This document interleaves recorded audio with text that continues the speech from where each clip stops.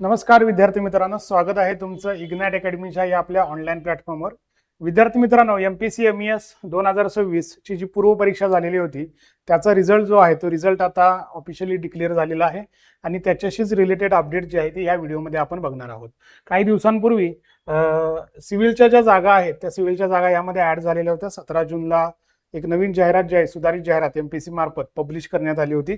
जेव्हा ही पूर्व परीक्षेचे फॉर्म निघाले होते त्यावेळेला सिव्हिलच्या जागा त्यामध्ये नव्हत्या, बट जेव्हा सुधारित ऍड आणखी एकदा आली, जाहिरात आली, त्यामध्ये आपल्याला सिव्हिलच्या जागा 20 जागा ज्या आहेत त्यामध्ये बघायला मिळाल्या, ज्यामध्ये PWD मध्ये असिस्टंट इंजिनियर ग्रेड एच्या 9 जागा असतील.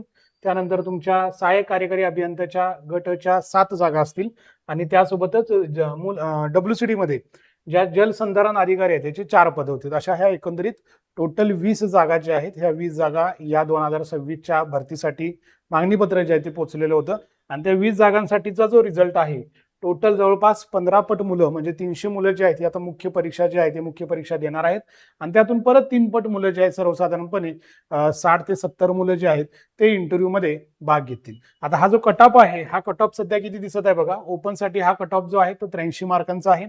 फिमेल मध्ये 80.50 आहेत. SC साठी जनरल मध्ये 81.50 आहे. ST साठी जनरल साठी 70 आहे. SBC मध्ये जनरल मध्ये 58 आहे. NTT मध्ये जनरल मध्ये 83 आहे. OBC मध्ये पण 83 आहे. EWS मध्ये 75.50 आहे आणि SCBC मध्ये जनरल 83. फक्त फिमेलच्या ज्या जागा आहेत त्या ओपन साठीच होत्या, त्यामुळे इतर ठिकाणी फिमेलचं जे काही मार्क आहे ते आपल्याला बघायला मिळत नाही आहे. आता यामध्ये काही जणांचा असाही प्रॉब्लेम झालेला असू शकतो, जसं आपण मगाच्याही व्हिडिओमध्ये बघितलं की विकल्पच भरला नाही, डेट निघून गेली आणि विकल्पच भरला नाही, म्हणजे मार्क मे बी याच्यापेक्षा जास्त असतील, बट तुमचं जे लिस्ट आलेलं आहे स्टुडंट लिस्ट त्यामध्ये नाव दिसत नसेल. त्याचं मेन रिझन आहे की तुम्ही विकल्पच सिलेक्ट केलेला नसावा. सिव्हिलचा विकल्प जो आहे, त्या पोस्ट आहे त्या जर तुम्ही दिलेल्या वेळेमध्ये तो विकल्प तिथं सादर केला नसेल तर तुमचं नाव लिस्टमध्ये तुम्हाला दिसणार नाही. ठीक आहे, हा पण प्रॉब्लेम काही जणांचा झाला असेल. आता ठीक आहे, आपला प्री क्वालिफाय झालेली आहे, बट आता मेन्ससाठी तयारी करायची आहे, मुख्य परीक्षेसाठी तयारी करायची आहे. मुख्य परीक्षा पासून इंटरव्ह्यूसाठी जायचं असेल तर विद्यार्थी मित्रांनो तुम्हाला एक्झाम पॅटर्न समजून घेणं गरजेचं आहे. क्वेश्चन पेपरचं अनालिसिस करणं गरजेचं आहे. सब्जेक्ट वाईज मार्क डिस्टन्स कसं असतं हे समजून घेणं गरजेचं आहे.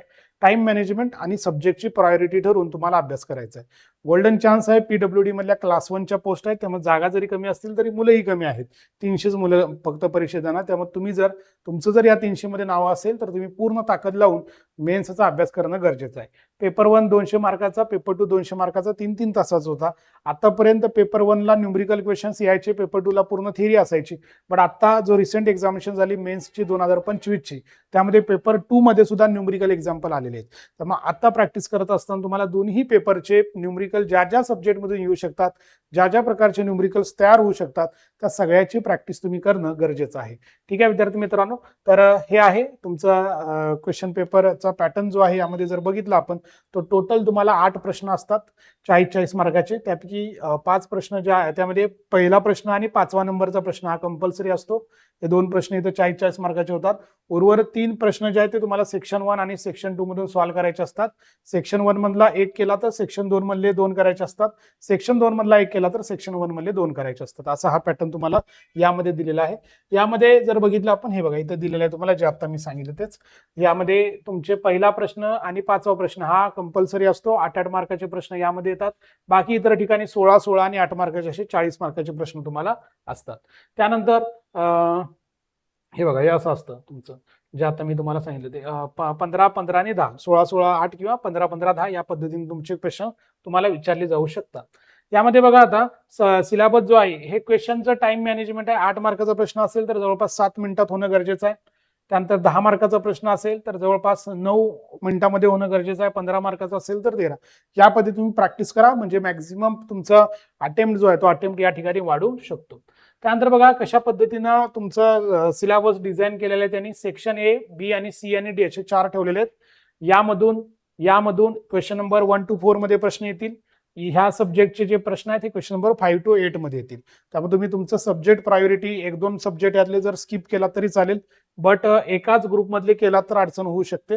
थोडंसं तुम्ही तो अंदाज घेऊन तुम्ही स्किप केला तरी चालेल. सेम तसंच इथं सुद्धा हे जे सेक्शन आणि सेक्शन B आहे हे 1 ते 4 मध्ये येणार. सेक्शन C आणि सेक्शन D आहे ते 5 ते 8 मध्ये येणार. ठीक आहे, तर हे यामध्ये लक्षात ठेवायचं आहे. आता क्वेश्चनसाठी प्रॅक्टिस करण्यासाठी तुम्ही रेफरन्स मधले काही क्वेश्चन्स, एमपीसीचे काही पीवायक्यू क्वेश्चन, जुने सुद्धा आणि नवीन सुद्धा, आणि अगदी हायर लेवलला जायचं असेल तर ईएससीचे पीवायक्यू क्वेश्चन हे तुम्ही करणं गरजेचं आहे. फ्लो कसा ठेवायचा आहे बघा, सिलेबसचं अनालिसिस सगळ्यात पहिल्यांदा आपल्याला करायचं आहे, क्वेश्चन पेपर अनालिसिस करायचं आहे, मग तुमचे क्वेश्चनचा सोर्स समजून घ्यायचा आहे, तुम्हाला लक्षात येईल प्रश्न कुठून येतात, कुठल्या बुकमधून येतात, ते बुक रेफर करायचे तुम्हाला. त्यानंतर सेल्फ स्टडी करायचा आहे किंवा क्लास करायचा आहे तो तुमचा डिसिजन आहे, त्याच्यावरून तुम्ही अभ्यासाचं टाइम टेबल ठरवू शकता. आणि सगळ्यात महत्त्वाचं काय, तुमच्या आन्सर रायटिंगची प्रॅक्टिस करणं तुम्हाला गरजेचं आहे. बऱ्याचदा वेळ नाही पुरत, हाच प्रॉब्लेम जास्त करून डिस्क्रिप्टिव्ह साठी येतो, त्यामुळे जास्तीत जास्त तुम्हाला आन्सर रायटिंग प्रॅक्टिस करायची आहे.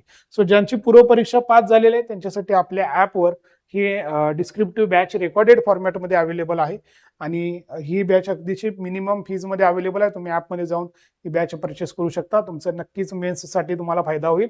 आणि ज्यांची पूर्व परीक्षा पास झाली नसेल आणि जे सरळ सेवेचाच आता अभ्यास कंटिन्यू करणार आहेत त्या विद्यार्थ्यांसाठी आपली निर्माण बॅच जी आहे ही लवकर सुरू होत आहे, अतिशय मिनिमम फीजमध्ये आहे. स्टाफ मात्र अगदी चांगला, तुमचा टेक्निकलचा नॉन टेक्निकलचा चांगल्या पद्धतीचा स्टाफ आपण या बॅचमध्ये तुम्हाला देत आहोत. ठीक आहे, तर या सर्व बॅचेस इग्नाइट अकॅडमीच्या ॲपवर अवेलेबल आहेत. ॲप इन्स्टॉल केलं नसेल तर त्वरित आपल्या ॲप जे आहे ते डाउनलोड करा, इन्स्टॉल करा, आणि त्यामध्ये तुम्ही ज्या बॅचसाठी तुम्ही इंटरेस्टेड आहात त्या बॅचला इनरोल करून तुमचा अभ्यास सुरू करा. थँक्यू.